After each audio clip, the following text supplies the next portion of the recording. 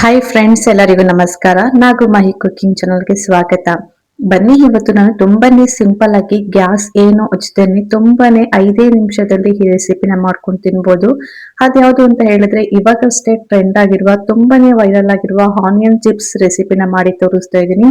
Taste ಅಂತೂ ಸಖತ್ತಾಗಿ ಕೂಡ ಇರುತ್ತೆ. ಒಂದ್ಸಲ ಈ ರೆಸಿಪಿನ ಈ ರೀತಿ ಮಾಡ್ಕೊಂಡು ತಿಂದು ನೋಡಿದ್ರೆ ಪದೇ ಪದೇ ಡೈಲಿ ಇದೇ ರೀತಿ ಮಾಡ್ಕೊಂಡು ತಿಂತೀರಾ. ಅಷ್ಟು ಟೇಸ್ಟಿಯಾಗಿ, ಅಷ್ಟು ಸ್ಪೈಸಿಯಾಗಿ ಕೂಡ ಇರುತ್ತೆ. ಮಾಡೋದು ಕೂಡ ತುಂಬಾನೇ ಸುಲಭ, ಹೆಚ್ಚು ಸಮಯ ಏನು ಬೇಕಾಗಿರಲ್ಲ, ಹಾಗೆ ಕಡಿಮೆ ಪದಾರ್ಥ. ಬನ್ನಿ ಇದನ್ನ ಯಾವ ರೀತಿ ಮಾಡೋದು ಅಂತ ನೋಡ್ಕೊಂಡ್ ಬರೋಣ. ಮೊದಲಿಗೆ ನಾನಿಲ್ಲಿ ಒಂದು ಬೌಲ್ ಅಲ್ಲಿ ಕೋಲ್ಡ್ ಆಗಿರುವಂತಹ ನೀರನ್ನ ಹಾಕೊಂಡಿದ್ದೀನಿ. ನೀವು ನೀರು ಬದಲು ನೀವು ಐಸ್ ಕ್ಯೂಬ್ ಬೇಕಾದ್ರೆ ನೀವು ಹಾಕೋಬಹುದು.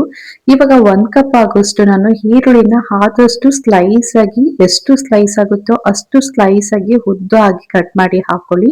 ನಾನಿವಾಗ ಈ ಕೋಲ್ಡ್ ಆಗಿರುವ ನೀರಿಗೆ ಈರುಳ್ಳಿನ ಹಾಕೊಂಡು ಈ ರೀತಿ ಕೈಯಲ್ಲಿ ಒಂದ್ಸಲ ನೀಟಾಗಿ ಕಿವುಚ್ಕೋಬೇಕಾಗತ್ತೆ. ಯಾಕಂದ್ರೆ ಈರುಳ್ಳಿ ಬಿಡಿ ಬಿಡಿಯಾಗಿರ್ಬೇಕು, ಆ ರೀತಿ ನಾವು ಇದನ್ನ ರೆಡಿ ಮಾಡ್ಕೋಬೇಕಾಗತ್ತೆ.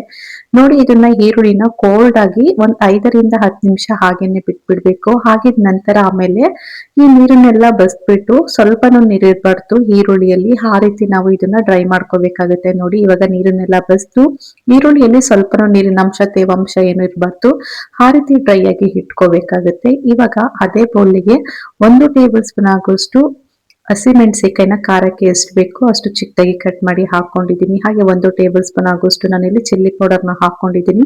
ಹಾಗೆ ಒಂದು ಅರ್ಧ ಹೋಳು ಆಗೋಷ್ಟು ನಿಂಬೆ ರಸನ ಆಡ್ ಮಾಡ್ಕೊಳ್ತಾ ಇದ್ದೀನಿ. ಹಾಗೆ 1 ಟೇಬಲ್ ಸ್ಪೂನ್ ಆಗೋಷ್ಟು ಎಣ್ಣೆ, ಹಾಗೆ 2 ಟೇಬಲ್ ಸ್ಪೂನ್ ಆಗೋಷ್ಟು ಕೊತ್ತಂಬರಿ ಸೊಪ್ಪನ್ನ ನೀಟಾಗಿ ವಾಶ್ ಮಾಡಿ ಚಿಕ್ಕದಾಗಿ ಕಟ್ ಮಾಡಿ ಹಾಕೊಳ್ತಾ ಇದ್ದೀನಿ.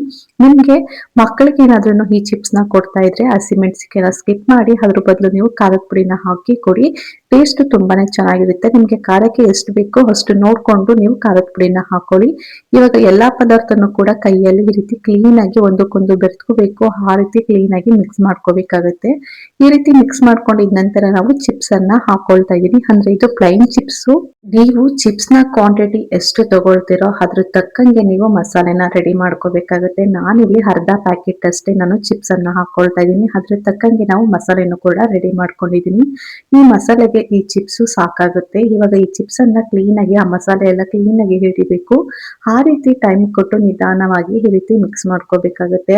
ಆ ಚಿಪ್ಸಿಗೆಲ್ಲ ಉಪ್ಪು, ಹುಳಿ, ಖಾರ ಎಲ್ಲ ಬೆರ್ತ್ಕೊಂಡ್ರೆ ತಿಂತಾ ಇರೋ ಟೇಸ್ಟ್ ಅಂತೂ ಮಸ್ತಾಗಿ ಕೂಡ ಇರುತ್ತೆ. ಕ್ಲೀನ್ ಆಗಿ ಒಂದ್ಸಲಿ ನೀಟಾಗಿ ಮಿಕ್ಸ್ ಮಾಡ್ಕೋಬೇಕು ಅಷ್ಟೇನೆ. ಇದನ್ನ ನಾವು ಏನು ಸ್ಟವ್ ಹಚ್ಚಿ ಮಸಾಲೆ ಎಲ್ಲ ರೆಡಿ ಮಾಡಬೇಕು ಅಂತ ಏನು ತಲೆನೋವೇ ಇರಲ್ಲ. ಕ್ವಿಕ್ ಆಗಿ ತಿನ್ಬೇಕು ಅಂತ ಅನಿಸ್ದಾಗ ತಟ್ಟನೆ ಕೇವಲ ಒಂದ್ 5 ನಿಮಿಷದಲ್ಲಿ ಈ ರೀತಿ ರೆಸಿಪಿನ ಮಾಡಿ ನೋಡಿ. ಟೇಸ್ಟ್ ಅಂತೂ ಸಖತ್ತಾಗಿ ಕೂಡ ಇರುತ್ತೆ. ಒಂದ್ಸಲಿ ನೀವು ಇದನ್ನ ಟ್ರೈ ಮಾಡಿದ್ರೆ ಯಾವಾಗ್ಲೂ ಇದೇ ರೀತಿ ಮಾಡ್ಕೊಂಡು ತಿಂತೀರಾ, ಅಷ್ಟು ಸಖತ್ತಾಗಿ ಕೂಡ ಇರುತ್ತೆ. ಈ ವೆದರ್ಗೆ, ಚಳಿ ಚಳಿ ವೆದರ್ಗೆ ಏನಾದ್ರೂ ಖಾರವಾಗಿ ತಿನ್ಬೇಕು, ಬಾಯಿ ಎಲ್ಲ ಕೆಟ್ಟೋಗಿದೆ, ನಾಲ್ಗೆಗೆ ಒಳ್ಳೆ ರುಚಿ ಬೇಕು ಅಂತ ಹೇಳಿದ್ರೆ ಈ ರೀತಿ ವೈರಲ್ ಆಗಿರುವ ಈರುಳ್ಳಿ ಚಿಪ್ಸ್ ನ ಮಾಡ್ಕೊಂಡು ತಿಂದು ನೋಡಿ. ಟೇಸ್ಟ್ ಅಂತೂ ಕಳ್ದೇ ಹೋಗ್ತೀರಾ, ಅಷ್ಟು ಸಖತ್ತಾಗಿ ಕೂಡ ಇರುತ್ತೆ. ಸಂಜೆ ಟೈಮ್ಗಾದ್ರೂ ಆಗ್ಲಿ ಅಥವಾ ಮಾರ್ನಿಂಗು, ಮಧ್ಯಾಹ್ನ, ಯಾವಾಗ ಬೇಕಂದ್ರೆ ಆವಾಗ ಈ ರೆಸಿಪಿನ ಮಾಡ್ಕೊಂಡು ತಿನ್ಬೋದು. ಮಸ್ತಾಗಿ ಕೂಡ ಇರುತ್ತೆ.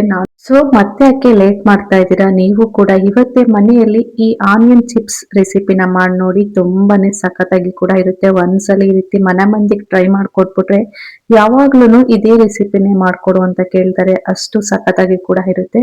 ಈ ವಿಡಿಯೋ ಸ್ವಲ್ಪನಾದ್ರೂ ಇಷ್ಟ ಆಯ್ತು ಅಂತ ಹೇಳಿದ್ರೆ ನಿಮ್ಮ ಫ್ಯಾಮಿಲಿಗೂ, ಫ್ರೆಂಡ್ಸಿಗೂ ಈ ವಿಡಿಯೋನ ಹೆಚ್ಚೆಚ್ಚು ಶೇರ್ ಮಾಡಿ. ಹಾಗೇನೆ ಮರೀದೇನೆ ಯಾವ ರೀತಿ ಬಂತು ಅಂತ ಕಮೆಂಟ್ ಮೂಲಕ ತಿಳಿಸಿ. ಈ ವಿಡಿಯೋ ಇಷ್ಟ ಆದ್ರೆ ನಾಗು ಮಾಹಿ ಕುಕಿಂಗ್ ಚಾನಲ್ ನ ಸಬ್ಸ್ಕ್ರೈಬ್ ಮಾಡ್ಕೊಳ್ಳಿ. Thank you for watching my videos. Bye.